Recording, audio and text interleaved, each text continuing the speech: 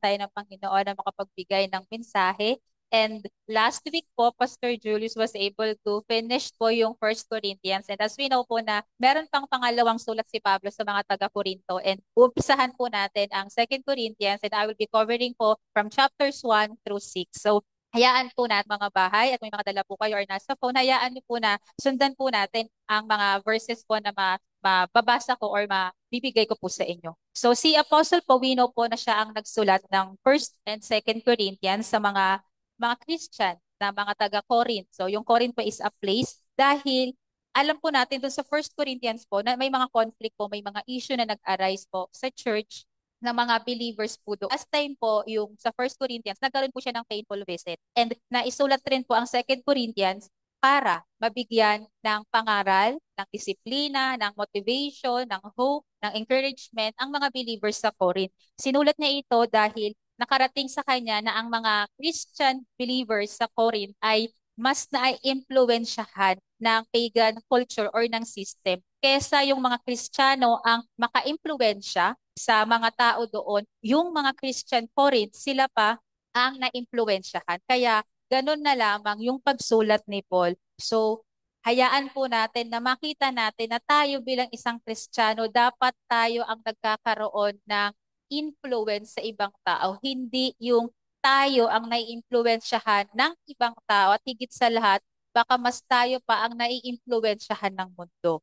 Kaya po, nagsulat si Paul. And si Paul po ay nagsulat hindi out of hatred na galit siya dahil doon sa nalaman niya na balita kung anong nangyayari doon sa church ng Corinth. Pero nagsulat siya para makonvict yung makakabasa, makakaalam ng kanyang sulat. Sinulat niya yon dahil mahal niya ang mga taga-Korinto at nandoon yung pagkikare niya sa bawat isa. 'Di ba ganoon naman po talaga ang mga leaders?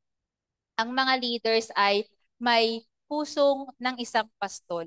Ang isang pastol ay inaalagaan, inaaruga, mahal ang kanyang mga tupa. So ganun po ang ginawa ni Paul. But there were few people or may mga tao na against sa leadership ni Paul, sa pagiging apostle ni Paul. Marami nagki-question kay Paul kung ano yung standing niya, bakit niya tinatawag sarili niya na apostle. Kaya po sa chapter 1, ang sabi niya dito sa verses 1 to 2, Paul, an apostle of Christ, Jesus by the will of God. Sinabi niya, inintroduce niya, niremind niya ulit yung mga taga-Korinto na ako, si Pablo, isang apostle ni Christ by the will of God. It's the will of God na apostle si Paul. Hindi siya nag-self-proclaim na ako ay isang apostle niya at inyong lingkod. Suportahan niyo ko. Hindi po. Kaya sa unang sulat niya pa lang ang sabi, Paul, an apostle of Christ Jesus by the will of God, and Timothy, yung kasamahan niya po sa ministeryo, our brother, to the church of God in Corinth, together with all his holy people. Ang tingin niya pa rin po sa mga tao ay holy people throughout Achaia, grace and peace to you from God our Father and the Lord Jesus Christ. So, nandun po yung conviction and yung authority na ibinigay ni Paul kahit marami nagto-question sa kanya. Kaya nga in-strengthen niya na it's by the will of God na apostle ako, na nagmi-minister ako sa inyo. Hindi ko kagustuhan na ako ay maging isang apostle niyo, maging lingkod niyo, pagkos ito ay kalooban ng Panginoon. Alam po natin na nangyari sa kanya sa the road of Damascus na kung saan nagbigay ang Panginoong Jesus ng kanyang calling. And nung nalaman niya ang calling niya, ginawa niya ito. Kaya ganun na lamang po yung pagpapagal ni Paul. Dahil alam niya rin naman kung ano siya before niya nakilala si Jesus Christ. Kaya si Paul was an apostle by the will of God. Kasi mababa po yung tingin sa kanya ng mga taga-Corinthians. Alam naman po natin na 'di ba ang mga taga-Corinth ay matatalino, mga may alam, magaling magsalita, and marami nag-o-oppose kay Paul. And I believe po sa lahat, halos naman sa lahat ng mga leaders, merong may gusto, merong may hindi. So It's just a matter of how we manage yung mga nag-o-oppose sa atin, yung mga tao naman na nirerespeto yung leader sa Panginoon. And isinulat niya po sa verses 3 to 4, sabi niya, praise to the God of all comfort. Bakit niya po ito isinulat? Kasi alam natin that from 1 Corinthians, kahit po nung nasa Acts, pag grabe yung sufferings na pinagdaanan ni Paul at ng kanyang mga kasamahan, hindi lang physical affliction, mental, emotional, and spiritual. Kaya isinulat niya ito na praise to God, the God of all comfort. Sabi sa verses 3 to 4, praise be to the God and Father of our Lord Jesus Christ, the Father of compassion. Hindi lang po si God, Father of comfort, but He is also the Father of compassion and the God of all comfort who comforts us in all our troubles. Makakasiguro tayo na it is God who comforts us in all our sufferings and in all our troubles. Bakit po? Bakit sinabi ni Paul na God is our comfort and the God of compassion? So that when we are being comforted, those in any trouble with the comfort we ourselves receive from God. Because the comfort that we experience in the midst of our sufferings, in the midst of painful experiences, is the comfort din na kaya nating ibigay sa ibang tao. Because if hindi po natin nararanasan yung comfort, yung peace, yung mercy ng Panginoon na ibinibigay sa kanyang mga anak, paano tayo magiging ilaw sa ibang tao? Paano tayo magiging isang buhay na patotoo na buhay ang kanyang Diyos na pinaglilingkuran if we ourselves is not carrying the comfort, the peace, and the compassion na nanggagaling sa Ama. Kaya every time na we are being comforted by God, dapat po meron ding opportunity na tayo ay nagbibigay din ng comfort sa ibang tao. The things we learned on how God comforts us is dapat po maiparating din natin sa ibang tao. Kaya nga po sinulat ni Paul eh. Sinulat ni Paul para meron tayong babalikan na dapat pala yung nararanasan ko, hindi lang ako. Ako nasasaktan, ako yung nahihirapan. No, because if you believe in God, alam mo na nandyan si God para i-comfort ka. And alam mo rin na yung na-experience natin na hirap at sakit is merong purpose. Is para makapagbigay din ng comfort sa iba. Sometimes po ba naisip po natin na nagiging ilaw pa ba ako sa buhay ng ibang tao? Or ako yung nagsisilbing hangin na nagpapaupos ng ilaw sa kapatiran ko? Because sometimes if we are focused too much on the pain that we are experiencing, we shut down ourselves. We shut down ourselves and sometimes wini-withhold din natin na dapat naging tulong ka na sa kapwa mo Kristiyano, sa kapamilya mo, sa kaibigan mo. But because we are too focused on the pain that we are experiencing, sina-shutdown po natin ang sarili natin. Kaya po may great purpose. Bakit tayo kinocomfort ng Panginoon is to bring comfort to others, to bring consolation. Consolation is the peace, is the comfort that you experience in the midst of your trials, of your challenges, of your setbacks. It is the consolation of God. And we know that when we have faith that the presence of God is always with us, there is peace and comfort. And pinakita rin po ni Paul yung mga sufferings na na-experience niya sa Asia. Kaya nga po ang sabi sa verse 8 to 11, yun yung mga sufferings na na-experience nila na to the point po no, na sabi niya parang ang only result or makikita na lang nila is mamatay na lang sila para matapos yung sobrang hirap at sakit nilang nararanasan. Tayo po ba, dumating na tayo sa point na Lord, ayoko na. Gusto ko na lang mamatay. Sana po wag po tayong dumating doon because we are being fed every day, every Sunday ng word ng Panginoon. So bakit tayo makakarating pa sa ganun? Ang sabi ni Paul, so that we despaired of life itself. Kasi they were burdened beyond their strength, beyond their ability para i-handle yung hirap na yon. Alam po natin na maraming nag-oppose, maraming gustong pumatay kay Paul. Di ba nga po sa ibang books pa parang meron pang mga nag-ayuno para lang mapatay si Paul. Hindi sila kumain ng ilang araw para lang pagplanuhan na kailangan i-hunt natin si Paul, patayin natin si Paul. Kasi ganun na lamang yung gusto nilang mangyari kay Paul is to kill the man of God. And ang sabi dito ni Paul, so that we despaired of life itself. Kapag tininan po natin yung we despaired life itself, ang sabi po is overwhelmed by suffering and hardship, complete loss of hope. Hopeless, utter hopeless. So, si Paul po, no, ganun siya makapangyarihan na marami na siyang alam about sa Panginoon pero na-experience niya to. What more pa tayo na bahira lang tayo magbasa ng salita ng Panginoon.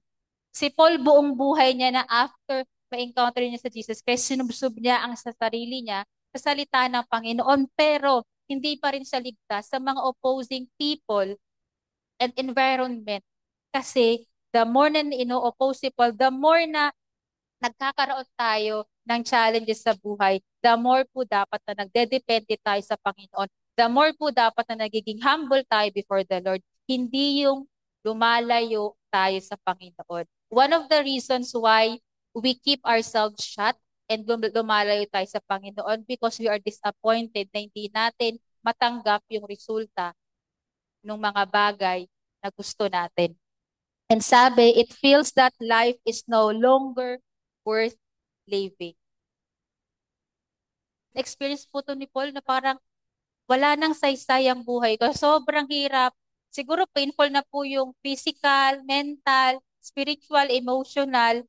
Pati mga kasamahan niya, sabi, we despaired of life itself. Inaccept na lang nila na okay na, mamatay na lang kami. Inaccept na nila but the Lord did not let that happen to them. Kasi ang sabi sa verse 10, He has delivered us from such a deadly peril and He will deliver us again. Nandun po yung faith ni Paul. And He will deliver us again as you help us in prayer. So malaking bagay rin po na tayo rin po ay nananalangin para sa ating mga kapatiran. Malaki po ang ambag natin sa panalangin para matulungan sila because sometimes we think that the only positive thing na we can experience is makawala tayo dun sa sitwasyon, dun sa mahirap na sitwasyon na meron tayo. But hindi natin inuunawa or nauunawaan na it takes faith to believe na God will never leave you nor forsake you. Yes, it's hard to be in that situation. Pero nangako ang Panginoon na I am the one who is comforting you because meron pong true comfort which is in God alone and there is a fake comfort. Sometimes if we want to have some fresh air to breathe in sometimes sa buhay natin dahil nakaka-overwhelm na po yung mga bagay sa buhay natin. Sometimes yung comfort is nakukuha natin in different forms of addiction. Addiction sa movie, addiction in games, in anything. Na nauubos yung oras mo para lang ma-comfort ka magkaroon ng issue nararamdaman, distraction, and entertainment. So, there are many forms of fake comfort na ino-offer ng mundo. Kaya nga po, di ba sabi sa John 16:33, sabi ni Jesus Christ, in the world you will have tribulation. But be of good cheer, I have overcome the world. Kung may pinagdadaanan man po tayo sa trabaho, sa pamilya, sa ministry, and sobrang bigat na and you are experiencing utter hopelessness, balikan po natin yung sinabi ni Jesus Christ, I have overcome the world. Balikan natin, ang sabi niya, in the world you will have tribulation, but be of good cheer. Balikan po natin ang sinabi niya.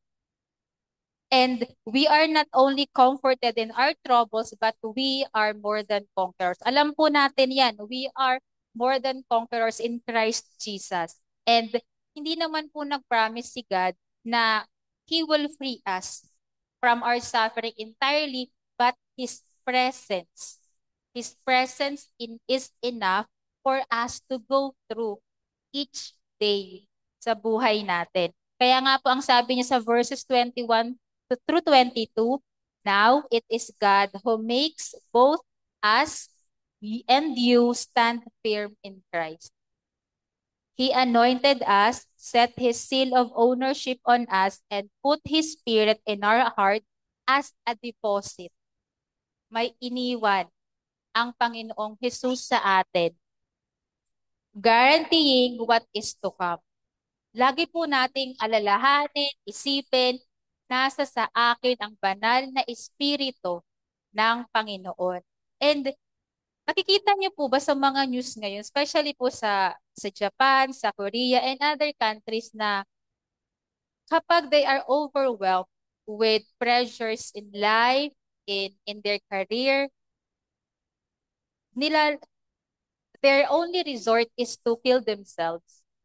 And sabi ko, Lord, maraming salamat dahil napakapalad ng mga anak mo na we are only strong enough. We have this kind of mental state of mind na strong, na kaya naming panghawakan, kaya naming masolusyonan, kaya naming ma-overcome yung stress, yung depression sa buhay namin because you have deposited your Holy Spirit in us, na kapag kami ay nangihina, na kapag we face utter despair and hopelessness, nandoon ang banal na Espiritu para kami ay tulungan, para kami ay iangat, para ang buhay namin ay maging isang ehemplo sa buhay ng ibang tao. Kaya wag po nating mamaliitin yung iba na, ay, ang hina naman ng loob niya, ang hina naman ng ano niya, ng immune system niya, ang hina naman ng pagtanggap niya sa mga sa mga problema. Alam niyo po, malakas lang po tayo because of God Himself. Because of the strength na ibinibigay niya sa atin. And let's be thankful, be grateful dahil hindi nagkukulang ang Panginoon sa atin. And sa chapter 2 po, isinulat ni Paul is about forgiveness and reconciliation. Kung babalikan po natin sa 1 Corinthians, nagkaroon po ng painful visit si Paul and meron po isang tao na nag-oppose sa kanya and nagkaroon po ng kinonfront niya ito dahil may immorality ginagawa yung lalaking iyon. Pero nagsulat siya. Ang sabi, "So I made up my mind that I would not make another painful visit to you." So imbis na bisitahin ulit ni Paul yung mga taga-Corinthians para kumustahin, para mabigyan ng pangaral, ang sabi ni Paul, "I have changed my mind." Nagsulat na lang siya. Bakit po? Because he did not want to cause them sorrow. Instead, he chose to write to them in order to spare them from any pain. Di ba po, lahat naman po siguro tayo no, napagalitan na ng mga leaders natin. Lahat naman po siguro tayo nabigyan na ng masakit na pangangaral, masakit na palo ng ating mga leader, masakit na salita. Pero si Paul, yung goal niya dito is hindi sila pagalitan lang, but to give them instruction, to give them wisdom, to give them sound teaching na nanggagaling sa Panginoon. Because kahit si Paul, masakit sa puso niya na mabalitaan niya na yung mga taga-Korinto ay mas naiimpluwensyahan pa ng pagan culture kesa sila ang mag-impluwensya sa mga taga roon. Kaya ang sabi niya sa verse 4, "For I wrote you out of great distress and anguish of heart, and with many tears." Siguro po na para susulat si Paul, umiiyak siya. Hindi dahil gusto niya lang pagalitan yung kanyang mga miyembro, but nandoon yung lungkot niya. Kasi bakit? Bakit? "Not to grieve you, but to let you know the depth of my love for you." Mahal na mahal po ni Paul yung mga taga-Korinto. And Paul did not enjoy confronting the Corinthian Christians. Mahirap po sa kanya. Kaya nga po, imbis na pupunta siya ulit, nagsulat na lang siya ng 2 Corinthians. Di ba po mahirap ang confrontation? But it's God's wisdom to Paul na mag-change of plan, wag nang pumunta sa Corinto, magsulat ka ng 2 Corinthians. And these epistles po are very important for us Christians na babalikan po, it's a practical way of living on how to deal things. And sabi niya po sa 7 through 9, "Now instead, you ought to forgive and comfort him." Ito po yung lalaki na namumuhay ng may immorality. Kasi 'di ba sabi forgiveness and reconciliation. Ang sabi niya, patawarin niyo siya and comfort him so that he will not be overwhelmed by excessive sorrow. I urge you, therefore, to reaffirm your love for him. Another reason I wrote you was to see if you would stand the test and be obedient in everything. So, may binigay siyang instruction and ina-expect ni Paul na papatawaran niya yung taong to and magkakaroon ng reconciliation. Di ba po, in-explain sa atin ni Madam na once we forgive, may reconciliation. But that reconciliation, it doesn't mean na okay ulit kayo. Na yung relationship nyo is okay as if nothing happens. No, reconciliation is giving your forgiveness. You have the peace of heart, peace of mind because you obeyed God to give forgiveness to that person. And utos din po iyon. Kaya nga, it's about the person who had caused grief in the church, pain. Nakakalungkot lang po na sa South Korea, marami nagpapakamatay because toxic culture po yung nararanasan ng mga artista doon. Recently lang po may isang 24 years old pa lang po siya, babae. Kinitil niya po yung buhay niya because of so much depression and anxiety na nakukuha niya sa kanyang sariling bansa and sa mga tao na kapaligid sa kanya. Na kapag ang lalaki daw ay nag-drive under the influence of drugs, para mabilis lang nilang ma ma-ignore or lilipas din. Pero kapag sa mga babae daw, parang sobrang bigat na ipinapataw nilang condemnation, criticism. And it just so happened na itong batang ito na babae is, ang bata niya pa lang po, 24 years old. And she decided to took her life dahil hindi niya nakaya yung pinagdadaanan niya. And we are so blessed and grateful na when we think na hindi ko na Lord kaya, naroon ang kamay ng Panginoon niya, angat ka, kakargahin ka niya. If you cannot walk, kakargahin ka niya at bibigyan ka niya ng lakas. Kaya wag po nating i-take for granted yung lakas na meron tayo because the strength, the determination, the endurance, the faith that we have only comes from God. At kapag wala ang Panginoon, katulad din tayo ng ibang tao na walang mahanapan ng pag-asa. Katulad din tayo ng ibang tao na who will always run to the world. Kasi wala silang alam eh. Hindi nila alam kung paano sumandal sa Panginoon because they chose not to. They chose not to have a personal and intimate relationship with our Creator. And ang sabi po sa verses 9, sabi po, now instead you ought to forgive and comfort him. And sabi po, ginawa naman daw po ito ng mga taga-Korinto. Sabi po sa latter verses, sinunod ng mga taga-Korinto si Paul and pinatawad nila yung lalaki na nagkasala and they have now reconciliation sa part nila. And sa chapter 3, ito po is Paul's letter of recommendation. Di ba alam naman po natin yung letter of recommendation sa mga nagtatrabaho. Di ba meron tayong letter of recommendation na kung saan pag sinabing letter of recommendation, nire-recommend or binavouch natin ng isang tao na capable to sa ganitong trabaho, yung skills niya, um, sakto sa hinahanap niyong position, may recommendation. Yung parang maganda yung sinasabi na ito rekomendado ko tong taong to. So si Paul, yung letter of recommendation niya ay yung mga taga-Korinto. Bakit po? Because in context po, parang wala po daw atang nagre-recommend kay Paul bilang isang apostle. So para hinahanapan siya. So sabi naman ni Paul, ang letter of recommendation ko ay itong mga taga-Korinto. It is his testament to his ministry and the power of the gospel written on their hearts by the Spirit of God. So, nandun po yung pride ni Paul na sila ang letter of recommendation ko, yung mga believers sa Corinth. Sabi niya sa verses 2 to 3, you yourselves are our letter written on our hearts, known and read by everyone. So tayo po, tayong mga Kristiyano, tayo po ay isang open letter, open book to anyone na nakakasalamuhan natin at binabasa nila tayo. Kaya naman po, it's very important to live our lives according to the standard of God. Na dapat our lifestyle reflects kung sino si Jesus Christ sa buhay natin because again, we are an open letter. Our lives are open letter to the world.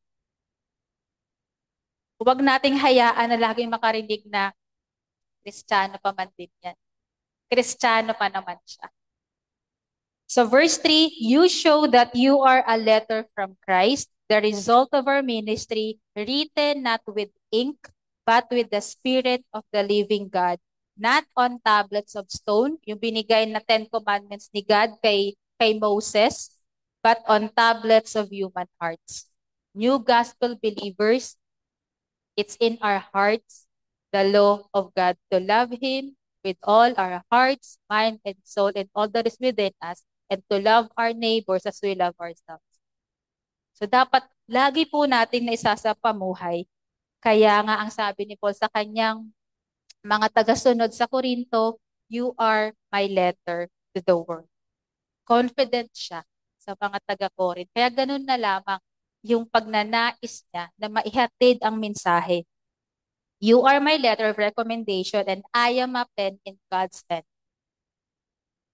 Alam ni Paul, I am just an instrument of God. I am just a pen. Kasangkapan ako ng Panginoon para makapangyari yung purpose niya ng Panginoon sa buhay ng bawat isa. And sa verses 4 to 5, such confidence we have through Christ before God, not that we are competent in ourselves to claim anything for ourselves. Hindi dahil kaya natin, nasa ministry tayo, may position tayo. Sabi niya, not that we are competent in ourselves to claim anything for ourselves, but our competence comes from God. Minsan po nagtataka tayo, no? Hindi naman ako competent sa bagay na to. Hindi naman ako skilled sa bagay na to. Hindi naman ako yung hinahanap para sa posisyon na to. Pero bakit ako nandito? Pero ba't ako'y naitalaga? Dahil ba walang iba? Dahil ba pinush lang ako? No. It is God who gives you competence to do that task para sa Kanya. And sometimes we refuse because di pa ako ready. I've been there so many times. Di pa ako ready. Ayoko, di ko kaya yan. But in that case, nire-reject pala natin yung grace na binibigay ng Panginoon. Dahil sinasabi natin, hindi ko pa kaya, ayoko. Meron namang iba na mas talented, meron namang iba na mas nandun yung abilidad to lead. Pero ba't ako? Because inisip ko, ay dahil wala sigurong iba, kaya ako na lang. And then God made me realize na, Ana, I am the one who gives you the skills, the strength, and the competence to do the things I want you to do for the ministry. Sabi ko, Lord, sorry. Minamaliit ko yung bagay na ibinigay mo sa akin. Minamaliit ko yung grasya and the opportunity and the privilege na pinagkakaloob mo sa akin because not everyone has an opportunity to minister to people and mostly to God. And huwag po nating iisipin na hindi pa ako ready because we will never be ready. But once God called us in His sight, we are already ready because His strength is upon us. Dahil si Lord lang naman na nag-enable sa atin para magawa yung mga impossible things sa buhay natin. And kung makikita po natin sa chapter 3, yung argument ni Paul is, imbis na magsik ako ng validation, di ba po sa mga ordination, may certificate. Ako po dito sa church, in-ordinate kami, parang wala kami certificate. Pero it doesn't matter. Parang wala sa akin na, ay, wala kami certificate of ordination. Na in-ordine kami na ganito. Bakit wala? Siguro namuhay po kami tayo dito sa CRCM family na wala ang papel, ang certificate. Patunay po ang ating Pastora Grace na wala sa kanya yung mga sertipiko, wala sa kanya yung mga position title. Wala sa kanya yun. Because yung validation of God is enough for her and for us na matayuan yung tawag sa atin ng Panginoon. And that's why Paul points the lives of the Corinthians Christian na sila ang living letter of recommendation ko. They are proof that they have transformed lives and hearts. Na tayo din sana, no? Tayo rin ay letter of recommendation ni Pastora Grace sa ibang tao. Sana tayo din. Isang letter of recommendation na may re-recommenda tayo sa ibang tao.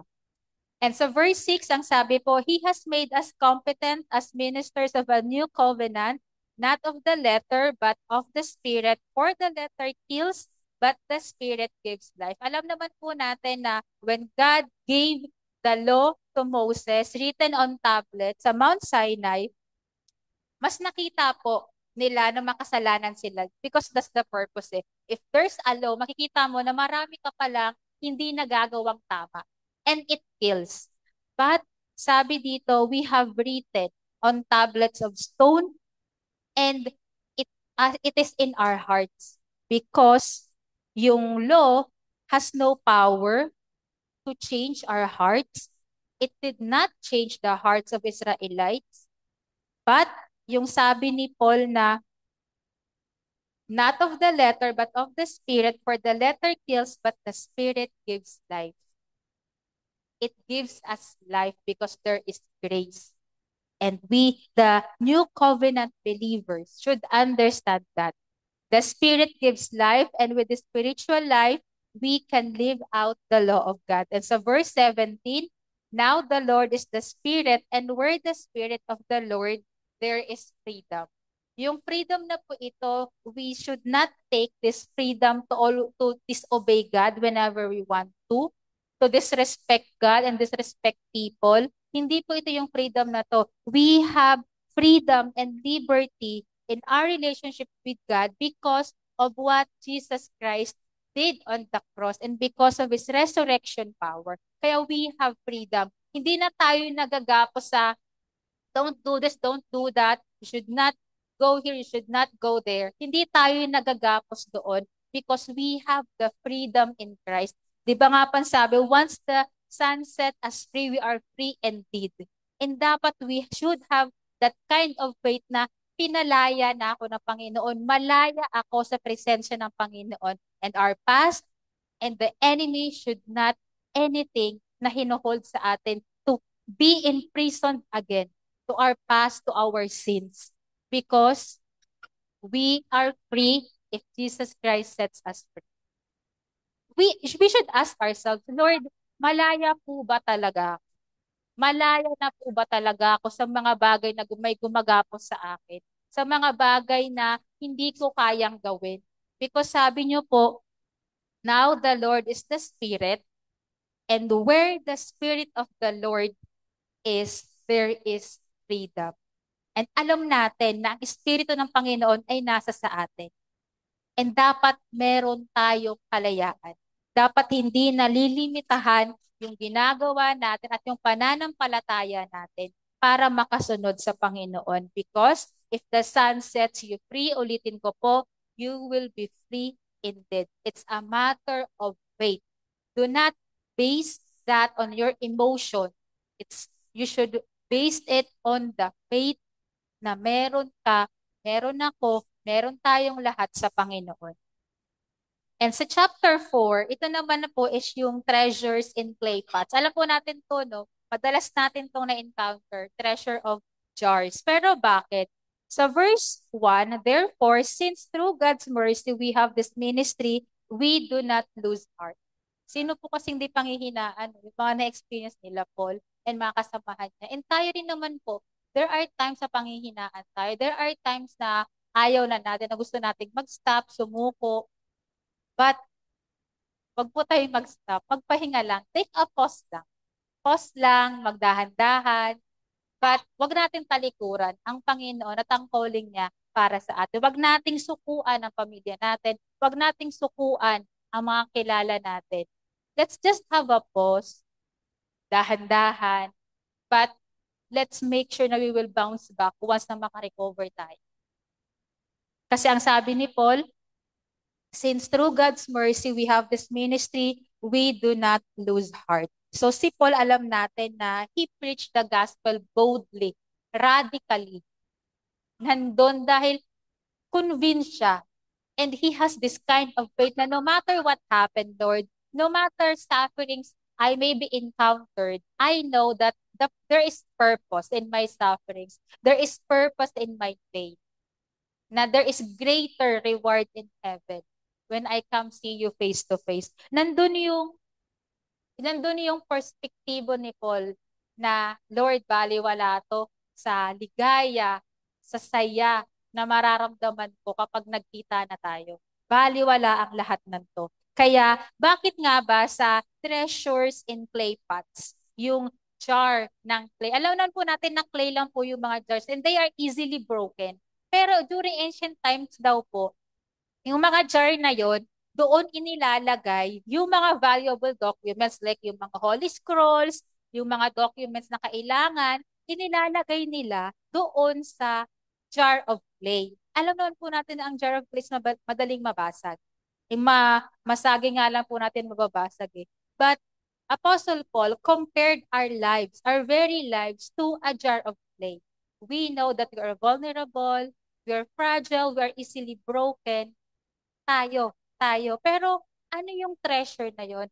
The treasure is the good news, the power of the gospel of God ibinigay sa atin. Yes, we may be broken easily, but the Lord will not allow you to be shattered into pieces because we are holding a valuable treasure for His kingdom. Ang sabi po sa verse 5, for what we preach is not ourselves, but Jesus Christ as Lord, and ourselves as your servants for Jesus' sake. Di ba po, alam naman po natin na pag nagbibigay tayo ng mensahe, our focus should be always to God, Jesus Christ, and the Holy Spirit. And hindi po may kakaila na sa ibang mga preachers, they focus too much on themselves. We are not against po na magpatawa, but if it is too much jokes na already and na disrail na po, na out of focus na po yung mga tagapakinig sa mensahe talaga ng Panginoon, and nakafocus na lang sila sa too much joke and too much na po doon sa experience ng isang tao, then we should look at ourselves na dapat po mas nagiging aware na tayo, ay sobra na. Sobra na yung pag-share ko ng buhay ko. Ay, sobra na yung pagpapatawa ko. Ay, sobra na yung kadramahan ng buhay ko. Because again, we should shift our focus on Jesus Christ alone. We are not against na magpatawa or mag-share because our life also, we should share our lives to be a testimony. But if we are oversharing na and people are focusing on the drama of our lives, then nawawala na yung focus kay Jesus Christ. And kaya nga pang sabi ni Paul, for what we preach is not ourselves, but Jesus Christ our Lord, and ourselves as your servants for Jesus' sake. So let's be mindful po sa kapag nakikinig po tayo ng mga preachers, YouTube, sa Facebook, and in any social media platforms, or kahit sa mga churches po natin, let's be conscious na sana kapag tayo nakikinig, i-filter natin, i-discern natin kung tama pa ba yung standing ng taong ito sa pagbigay ng mensahe sa Panginoon. Kasi ito po ay nasulat din na we should preach Jesus Christ Himself, not ourselves. And verse 6, for God who said, let light shine out of darkness, made His light shine in our hearts to give us the light of the knowledge of God's glory displayed in the face of Christ. There are preachers po and influencers. Minsan po nagiging influencers na po yung mga pastors. There are some of them po na they tend to focus on changing the morality of the congregation. When we say the morality is you should know the right and wrong, but it's not enough to know the right and wrong. We should understand, we believers, we children of God, understand it's not the matter of knowing what is right and wrong sa mundo, but what is right in front of God. What is right? Is it still in the standard of God? Because madali po nasabihin natin, ay mali to, ay tama to.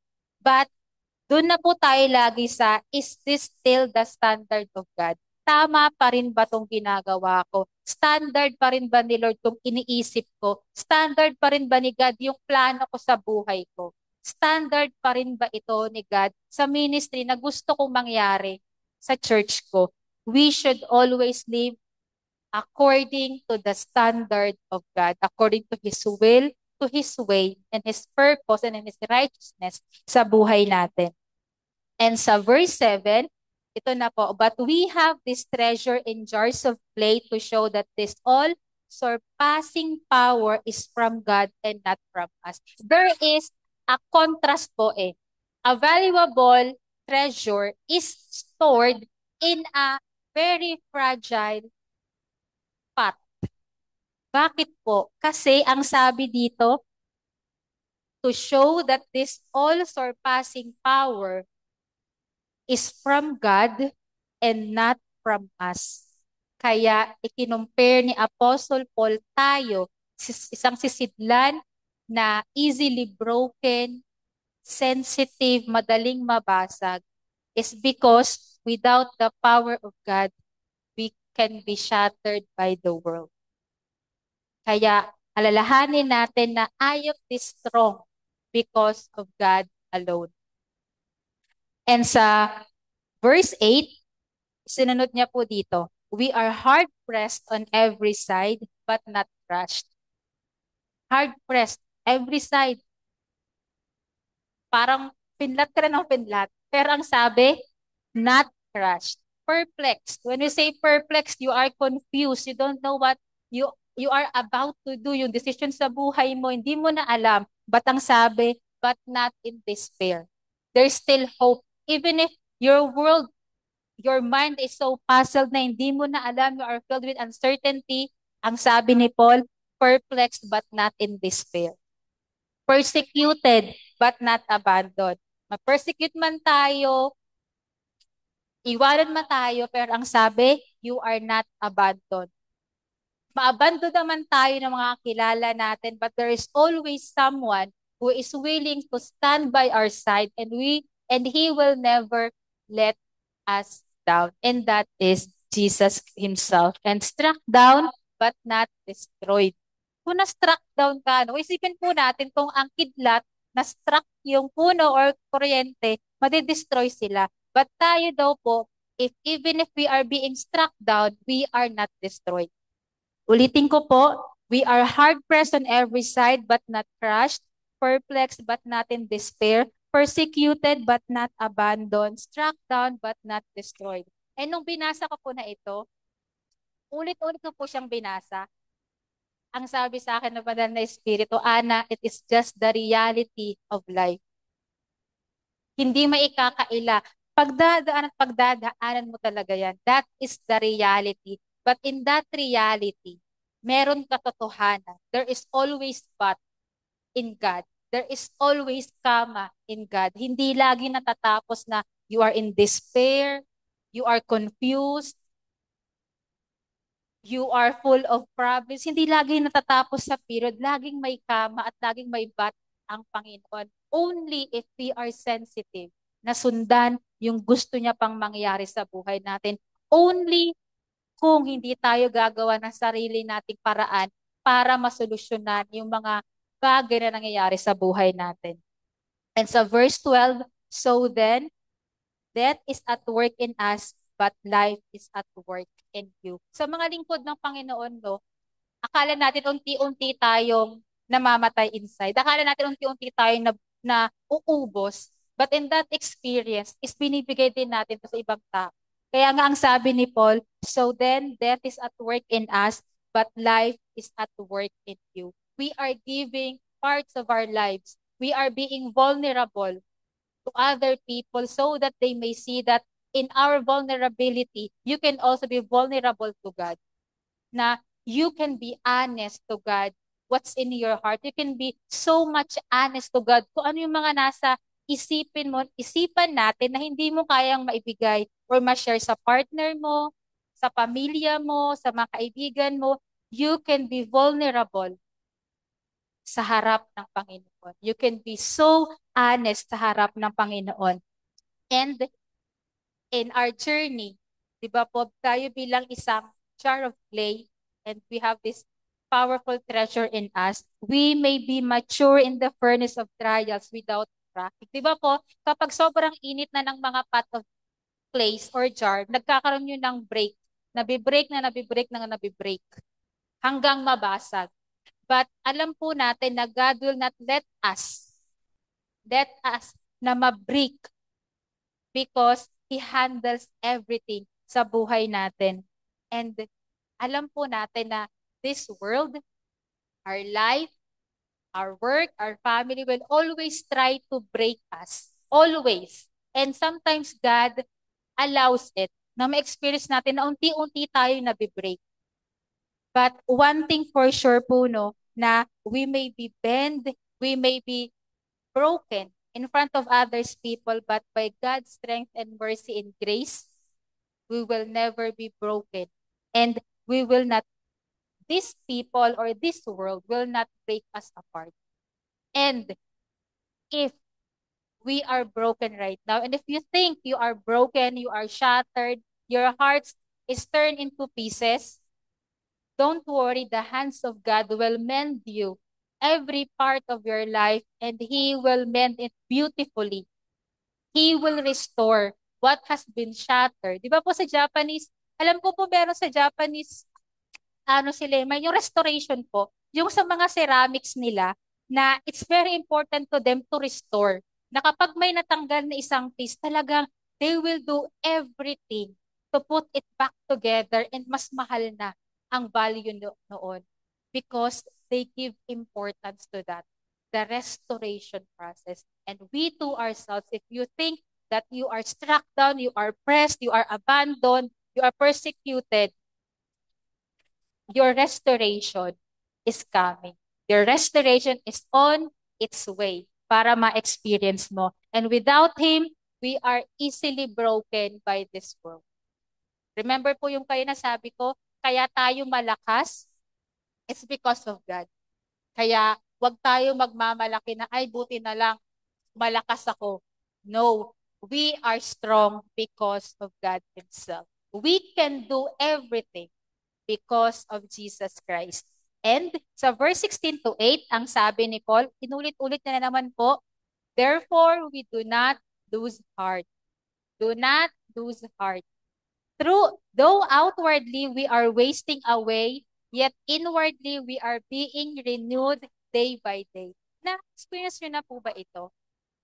Part of us, di ba po sabi ni Pastora, kasi lagi yung tinuturo, when we surrender all our plans to God, or our desires to God, all the things that are coming into our mind, kapag sinusurrender natin ito, nababawasan at nababawasan tayo.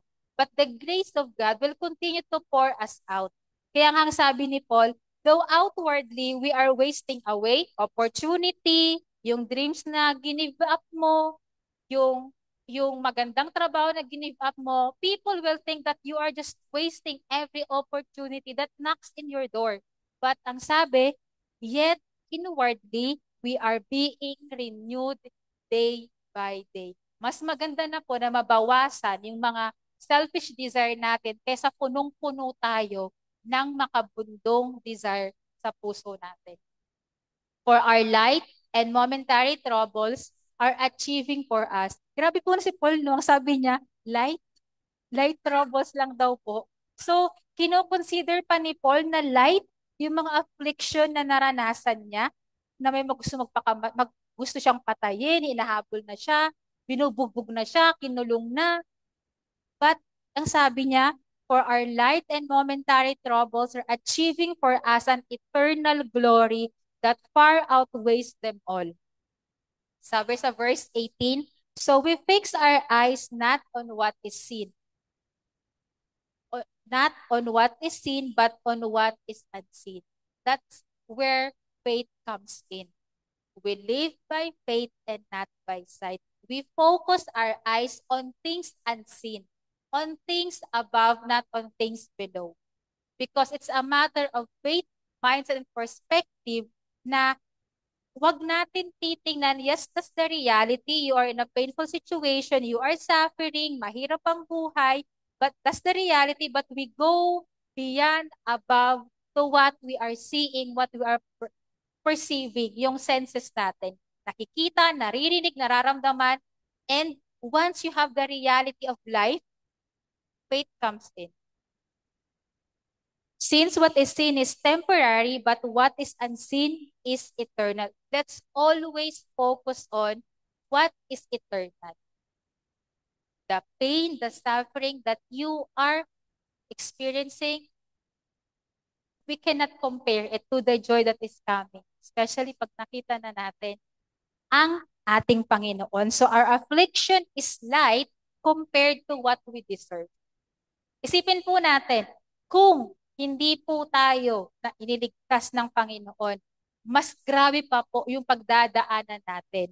Our affliction is light compared to what Jesus suffered for us. Kaya alam niyo po, gustong-gusto ko yung sa Matthew, kung saan si Jesus Christ nag-pray sa Gethsemane Mountain, na kung saan nandun kasi pinakita yung humanity ni Jesus Christ eh. Nandun pinakita kung gaano siya ka-vulnerable noong mga panahon na iyon. Kung sino siya, kung ano yung naramdaman niya, yung hirap, yung sakit, yung pighati, and yung sorrow na naramdaman siya bago siya ipako sa krus. Nandoon yung humanity ni Jesus Christ na, Lord, you've experienced enough. Kaya maniniwala ako na what I am experiencing is nothing compared. Nothing compare. Kaya mahirap, mahirap po talaga pag nandun tayo sa proseso pinagdadaanan natin, but hindi iaalaw ng Panginoon na walang grasya at habag, walang strength, walang kapayapaan na mararanasan once we are in that process. And sa chapter 5, it's about ambassadors for Christ. We know that we are ambassadors of Christ. We represent Christ to the world. And earlier sa ibang chapters natin, we are an open letter to the world that is being read every day. Binabasa nila, yung buhay nito ay buhay ganyan. So we are ambassadors. Sabi sa verse 5, now the one who has fashioned us for this purpose is God, who has given us the Spirit as a deposit guaranteeing what is to come. Kung ano man ang mangyayari pa sa atin, nasa sa atin ang banal na Espiritu to strengthen us, to guide us, to convict us, to give us direction, discernment, all that we need. Because God is preparing us right now for eternal destiny. Kaya nga, ganoon na lang yung sulat ni Paul eh. Yung mga sufferings, there is a purpose. There is purpose why we are experiencing those trials in life. And sa verse 6, therefore we are always confident and know that as long as we are at home in the body, we are away from the Lord. And sa verse 7, ang sabi niya, for we live by faith, not by sight. Di ba po, tayo, it's very usual na po na maglakad tayo. Kung may gusto tayong marating, maglalakad tayo. Kung ako gusto ko pumunta sa kusina, kailangan kong maglakad. Kung gusto ko na may marating yung buhay ko, kailangan kong maglakad. But God wants us to walk by faith. Not only walking with the strength of our legs, but we should have this kind of faith na, Lord, even if that road is unknown, and you called me to go there, you called my life to serve people and to serve you, then I will walk by faith and not by sight. Let us not just only walk lang na naglalakad ka lang with your strength, naglalakad ka na may sarili kang lakas, na masaya ka, okay nararanasan mo, but let's always walk by faith. Because if we walk by faith, we acknowledge that, Lord, I am weak and I am useless without you. That our lives should always be dependent on God. Na tayo ay lagi dapat nakatikit sa Panginoon. We should always abide in Christ. So, let's walk by faith and not by sight, because it's just a matter of believing what is unseen sa buhay natin. And sa verse 9 to 10, so we make it our goal to please Him, whether we are at home in the body or away from it, for we must all appear before the judgment seat of Christ, so that each of us may receive what is due as for the things done while in the body, whether good or bad. Di ba po lagi po natin ito na-encounter na whatever we do, yung motive and action natin, ihaharap natin yon sa judgment seat of Christ. Yung actions na ginawa mo, what we've done, and yung motive sa paggawa mo ng bagay na to, i-account din natin sa Panginoon. Kaya it's very important, and everything we do, dapat yung motibo natin, yung intention natin ay mabuti. Hindi yung you are just doing this to take advantage of other people. people. Or gusto mo lang na merong utang na loob yung taong to sa'yo. Or gusto mo lang masabi na ang bait niya, ang galing niya. So, in everything we do, let's be intentional na, Lord, our motive is pure, pure before you. Na ginagawa ko to because you told me to do this. Ginagawa ko to because I have a good intention sa taong to. And sa verse 11, since then we know what is to fear the Lord. Alam po natin na dapat meron tayong banal na pagkatakot. So, anong gagawin natin if we know yung fear of God? We try to persuade others. What we are is plain to God, and I hope it is also plain to your conscience because we know that the resurrection power that Jesus Christ gives us new life. Because without the resurrection, baliwala ang lahat. And so verse 17, therefore, if anyone is in Christ, the new creation has come, the old has gone, the new is here. And so verse 18 to 19, all this is from God who reconciled us to Himself. Hindi tayo nag-initiate, but God Himself gave His Son, only begotten Son, to be reconciled to the world and gave us the ministry of reconciliation, that God was reconciling the world to Himself in Christ, not counting people's sins against them, and He has committed to us the message of reconciliation. So, ano po yung sinasabi na ministry of reconciliation?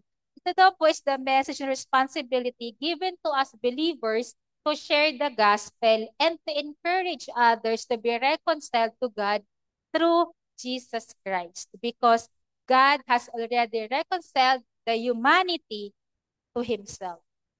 Hindi tayo, but God initiated the reconciliation. Hindi siya yung may mali, pero siya ang unang nag-reach out sa atin. So sana din po sa mga conflicts na meron tayo, dahil tayo ay Kristiyano, tayo ay magpakumbaba. Let's reach out to others.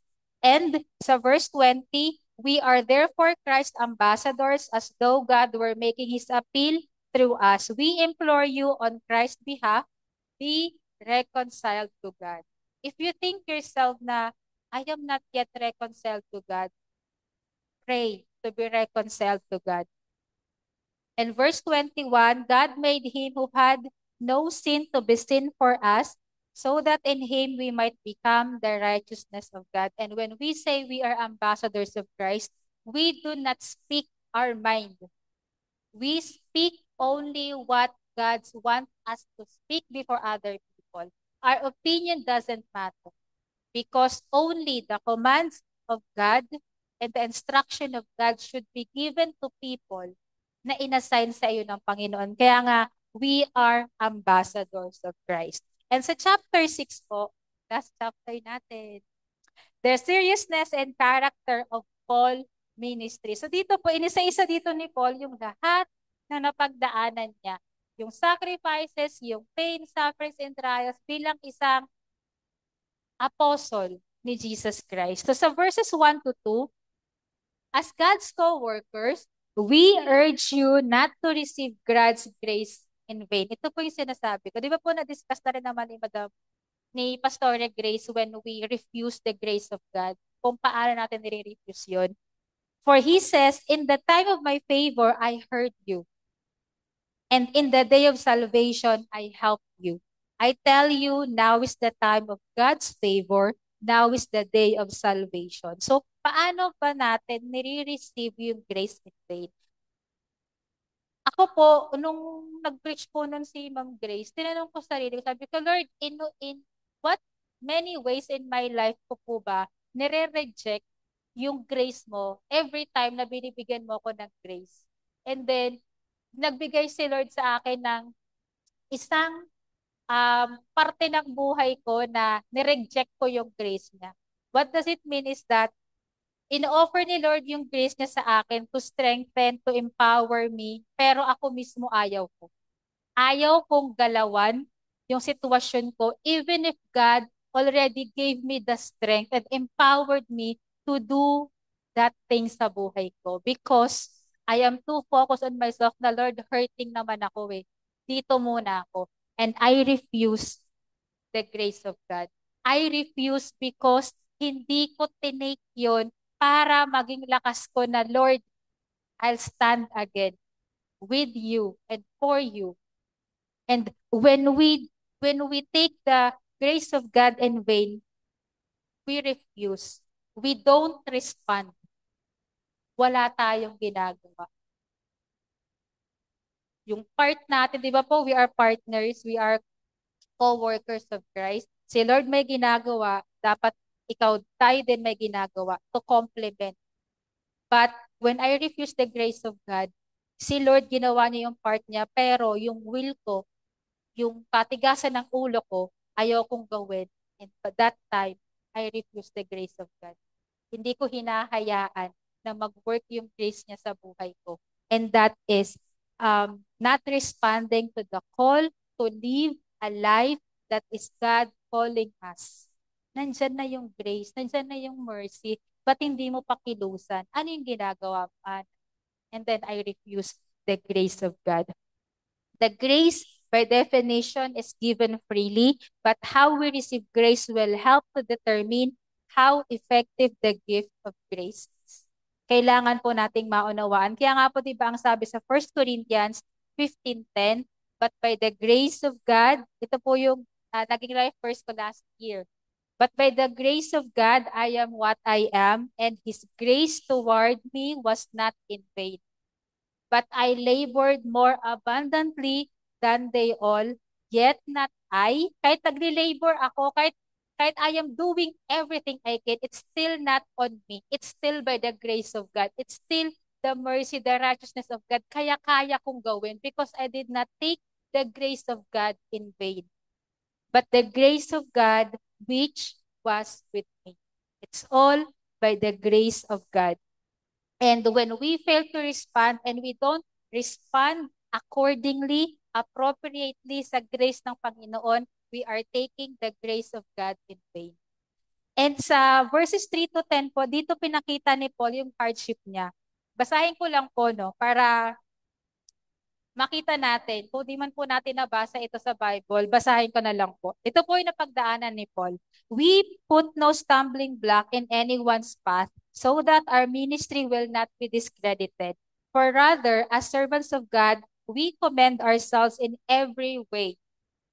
In every way. Ang sabi ni Paul, in great endurance, in troubles, hardships and distress, in beatings, imprisonments and riots, in hard work, sleepless nights and hunger, in purity, understanding, patience and kindness, in the Holy Spirit and in sincere love, in truthful speech and in the power of God, with weapons of righteousness in the right hand and in the left, through glory and dishonor, bad report and good report, genuine yet regarded as impostors, known yet regarded as unknown, dying and yet we live on. Di ba po? To live, to live is Christ, to die is gain. Doon rin po ito nakuha sa sinulat ni Paul.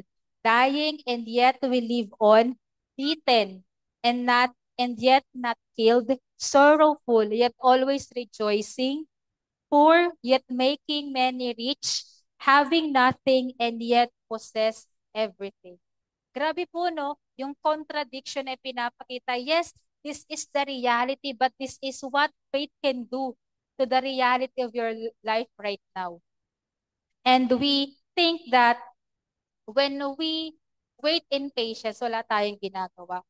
Our patience should be active. Our patience should have faith depending on God to accomplish His purpose sa buhay natin. Paul never lost his faith because he had a sense of perspective and purpose sa buhay niya na God called me to do this. He gave me great calling sa buhay ko. So, yung sufferings ko ay katumbas lamang because I have this great calling sa buhay ko. By now, we should know and understand that we need to be prepared to suffer for our faith. And we should always have this kind of perspective that we are citizens of heaven. what we are living right now, where we are living right now is just temporary, and we will go sa totoo nating kingdom. And yung endurance ni Paul, his endurance is with faith. So tayo, kung nakakapag-endure tayo, samahan natin ng faith. Because even if we have faith and we cannot endure yung trials ng life, we will give up. And sa verse 11 to 13, Paul speaks to the Corinthians as a father. Di ba po, in every ministry, we should have a true relationship. And Paul expressed his letters to the Corinthians, writing as a father to his children. We have spoken freely to you, Corinthians, and open wide our hearts to you. This is how Paul exposed his vulnerability sa mga taga-Korinto. We are not withholding our affection from you, but you are withholding yours from us. Marami po tayo sa atin, no, na pilit tayong inaabot, but we are withholding. We are withholding yung emotions, yung kung ano yung meron tayo because we don't want to be vulnerable to other people because we think that when we are vulnerable, we are weak. In my case, I don't think so. When I am vulnerable, I am becoming strong because I am opening myself to God and to other people so that people will see na ito rin pala weakness ni Ate Ana eh. Nahihirapan din pala siya sa ganito eh.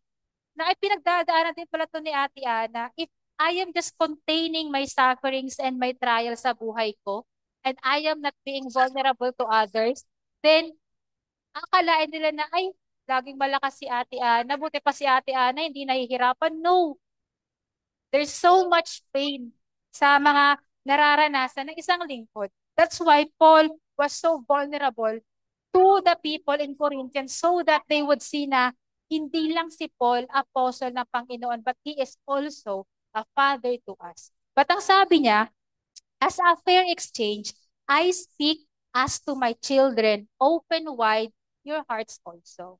Response also. Open your hearts to God as well. If God is allowing things for you to be humble and to be vulnerable in front of Him, open your hearts. Gusto ng Panginoon na makita ang estado ng puso mo so that He could work through and through sa buhay natin. And Paul, bilang isang totoong Christian at lingkod ng Panginoon, he exercised what he preached. So yung sa Ephesians na sabi niya, I am speaking in the truth in love. So let's always speak the truth in love po, no? And sa mga kasamahan ko, natututo po ako kung paano ma-deliver ng maayos yung sasabihin ko, paano may grace, paano may wisdom. Natututo po ako sa bawat isa. Because sometimes, kung ano yung nasa isip ko, sasabihin ko lang. But there are some other ways na hindi directly na mamas baka masamain ng ibang tao. There's always an art of conversation. And natututo po ako sa mga kasamahan ko. And syempre, sa salita ng Panginoon. Kaya nga po, ang sabi niya, open wide your hearts also. Because yung mga tao to, nire-reach out na po ni Paul. Pero ang sabi, nasaktan mo kasi kami, Paul. Kaya hindi ko kayang i-open sarili ko. Nung nandito ka, nung binisita mo kami, nasaktan mo kami, you gave us sorrow and pain.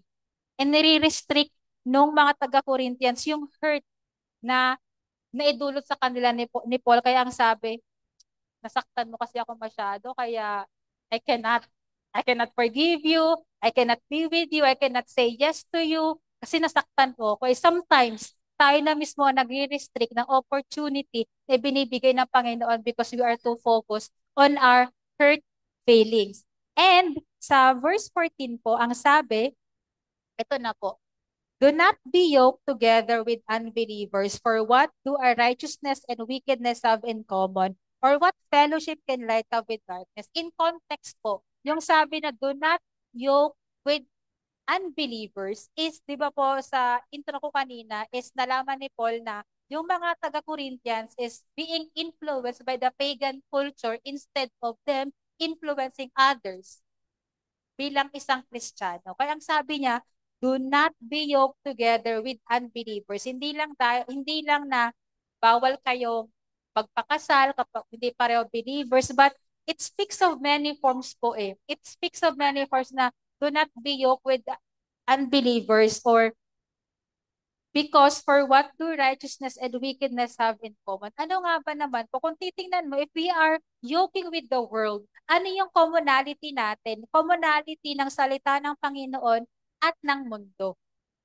So, yun po yung sinasabi ni Paul na for what do righteousness and wickedness have in common, or what fellowship can light have with darkness? So, kinuha po ito ni Paul in reference sa Deuteronomy 22:10, which prohibited yoking together two different animals. It speaks of joining two things that should not be joined. Di ba po, yung yoke, pag nakita po natin, yung pinapatong sa animals, kapag hindi po pareho yung animals, kunwari, isa baka, yung isa tigre, hindi sila makapaglakad ng maayos kasi they have this kind of yoke na nakapatong sa leeg nila. So if they walk together as believers, there is commonality, there is a relationship. But if you are yoking with the world, then the world is influencing you.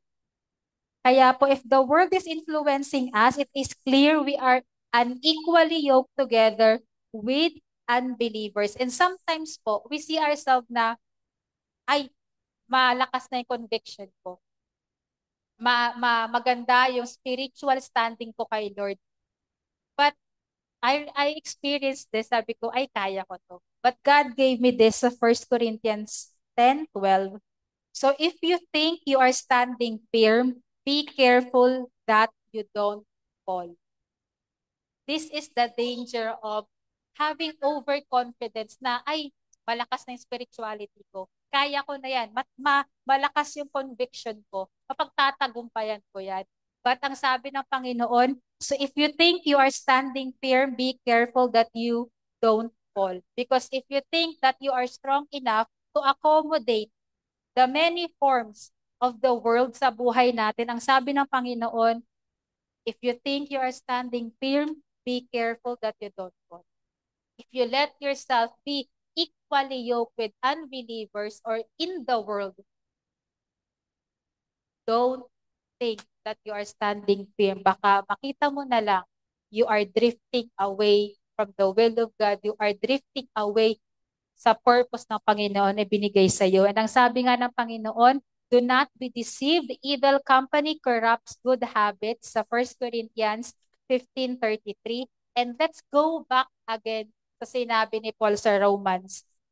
And we should ask ourselves as well, are we being conformed to this world, or are we being transformed by the renewing of our mind? Diba po? Sabi, our mind should always be transformed by the renewing. Kasi kapag renewed yung mind natin, we would know the good and perfect will of God sa buhay natin. Kaya, let's always ask our God to assess our hearts, ourselves, to create in us a pure heart, to always have a good motive in every action that we do, because sa sulat ni Paul, it's very important to always see ourselves where we are standing with God. Kaya maraming salamat po, and that concludes chapters 1 through 6, and next week po, I will be finishing chapter 7 through 13. So, advanced reading na rin po tayo. Maraming salamat po. Hayaan niyo po na i-close ko po ito sa ating panalangin. Hallelujah, Father God. Lord, we thank you that in your presence there is joy. There is so much joy in your presence, oh God. There is comfort, there is peace, oh God. And thank you that you are our consolation, Father. Thank you, you are our reward. And thank you for everything that you allow in our lives so that we will grow maturely as Christians, oh God. Lord, we thank you that no matter what happened, we know that nothing can separate us sa iyo, Panginoon, sa iyong presensya. Lord, help us to keep us always grounded, oh God. Help us to see the things na hindi namin nakikita in our physical eyes, oh God. But help us, Lord God, to always acknowledge that you are sovereign in our lives. Panginoon, maraming salamat po dahil ikaw ay makapangyarihan sa buhay ng bawat isa, at hahayaan mo po na lalo mo pa kaming pupuruhin Panginoon. You will continue to purify our hearts, O God. Maraming maraming salamat po binibigay namin lahat ng papuri at pagsamba sa pangalan ni Jesus. Amen. At tinapos ang ating Sunday service and see you again po on Sunday and continue to have fellowship with Christ po and continue to draw strength sa ating Panginoon. And maraming maraming salamat po. Enjoy your lunch and thank you po. See you again on Sunday. Ingat po. Thank you.